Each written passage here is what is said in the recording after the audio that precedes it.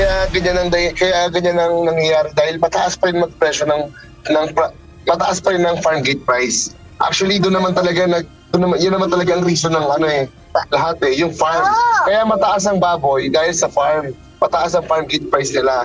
Kung mababa naman ang kuha namin sa farm, hindi naman kami magbebenta ng ganyan ng ganyan kamahal, ng ganyan kataas. Sa kabila ng pagtatakda ng Department of Agriculture ng maximum suggested retail price sa baboy, marami pa rin ang hindi nakasusunod dito. Ayon sa ilang retailer sa Maynila gaya ni Imelda, umaabot pa rin sa higit 400 piso ang kada kilo ng liempo ng baboy na kanyang ibinibenta na dapat ay 380 pesos lang kada kilo batay sa itinakdang MSRP ng DA. Ngunit aniya hirap silang ibaba ang presyo ng baboy sa palengke dahil mataas pa rin ang presyohan nito pagdating sa kanilang supplier.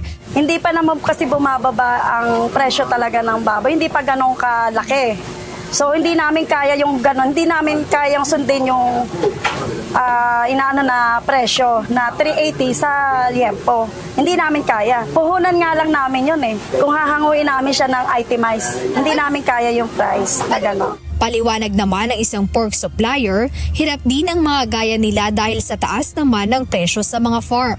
Wala rin naman silang kontrol dito, kaya hindi dapat sila ang bantayan ng DA. Ang kailangan mag-adjust yung farm, hindi kami mga biyahero at yung mga nagtitinda sa palengke. Kasi si farm, doon talaga kami nakapasa lahat dahil siya ang medyo mataas magpresyo. Bukod doon, dapat ang mga pinupuntahan ng DA, hindi yung mga nagtitinda sa palengke.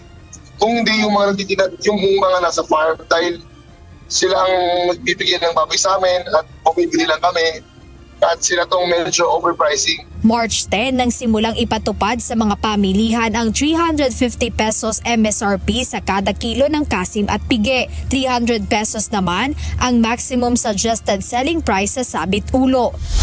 Ayon sa Department of Agriculture, nasa 39% pa lang ang compliance rate ng mga pamilihan sa itinakdang MSRP sa baboy. Mababa ito kaya patuloy ang kagawaran na mag-isip ng paraan para mapataas ito. Kabilang sa panibagong hakbang ng DA ay ang paggamit ng tracking card na magdodokumento kung saan nagmula, paano pinroseso at saan ibinenta ang baboy.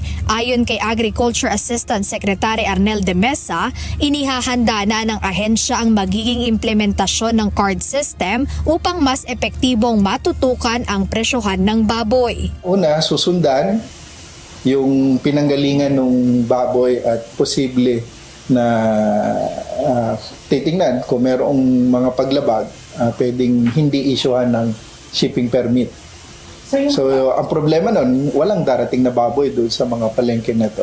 So hindi natututukan ni FTI. So at pangalawa nga, yung card, para malaman gaano karaming baboy, sinong producer, magkano ang kuha. Ngayon, nais ng DA na magkaroon ng mas mahigpit at detalyadong pagbabantay sa pork industry para mapataas ang bilang ng mga makasusunod sa itinakdang MSRP sa baboy. Jed Neresina, UNTV News and Rescue. Diyos ang aming sandigan, serbisyo publiko ang aming pinahahalagahan.